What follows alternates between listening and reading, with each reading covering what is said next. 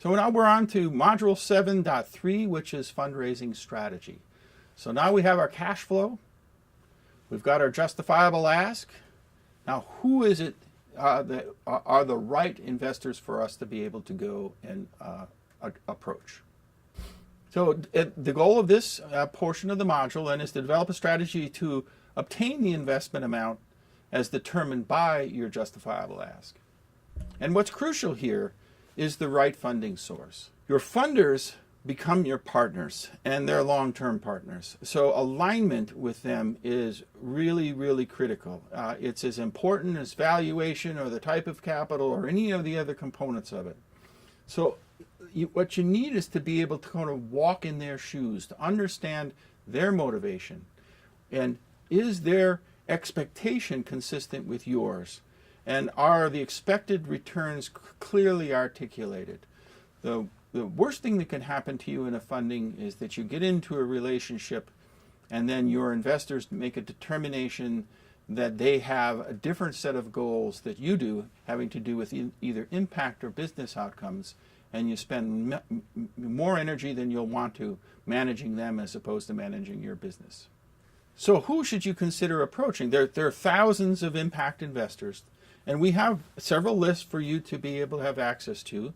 The databases, there's some on the web at Impact Assets 50. That's the top 50 that are available on the web.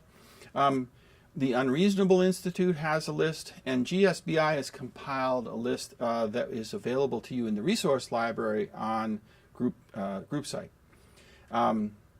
What we want you to do then is to take that list and then put the prioritize and put a targeted list into a tracking sheet. So who do you approach first? So you're going to take this tracking sheet, prioritize, and then look for funders that have invested in organizations that are similar to yours, the same region, the same sector, the same dollar amount, and the same type of return. So if that's the best way. So now all of a sudden they understand your business, they understand your challenges, they understand what the potential can be. The second thing is that if you have a personal contact, a connection, referral from a friend, a colleague, maybe through GSBI.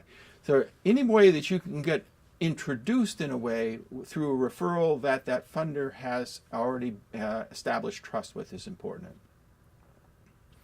And then, of course, you may be able to meet some in person. You're always out networking, and when you have a chance to meet a funder, those are also ones because now you've established a personal relationship and through personal contact. So what is the approach that you should take? Well, first of all, follow their guidelines. And often if you go to their websites, what you'll see is a little script, how to contact them, what information that they're looking for. What we would recommend is that from an information perspective, only send the amount of information required to get the next step. The last thing a funder wants is a 35-page business plan that dumps into their inbox uninvited. That'll find its way to the trash very rapidly. But what they may want to see is, who you are, what impact that you're having in your particular region, what products and services that you have, and an invitation for them to be able to come and communicate with you. So that typically gets done in the text of an email, 1 or 2 paragraphs, and maybe in an executive summary that GSBI will help you produce then as an attachment to that email. And if you have personal contacts, you can follow up and reinforce what they've read in their emails and see if there's any interest. So here's an example fundraising prospect list for our friends at Skills Tank. And they have the funder, the funding range, the type of investment, their interest, their website, the date to approach, who the contacts are, etc.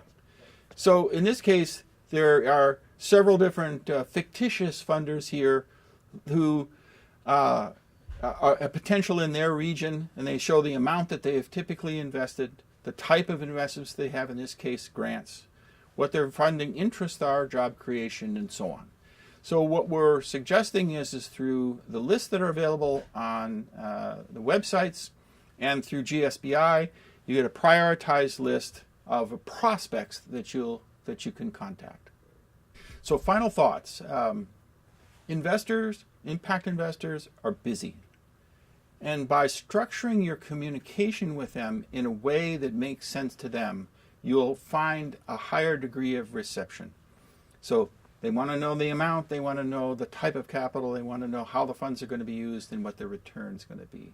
And communicating with them in their language makes it simpler. They are active in the region or the sector and know about impact investing and know the importance of it. Otherwise, they wouldn't be there. So it's spending lots of time explaining the problem to them or the uniqueness of your solution may be actually counterproductive early in the cycle.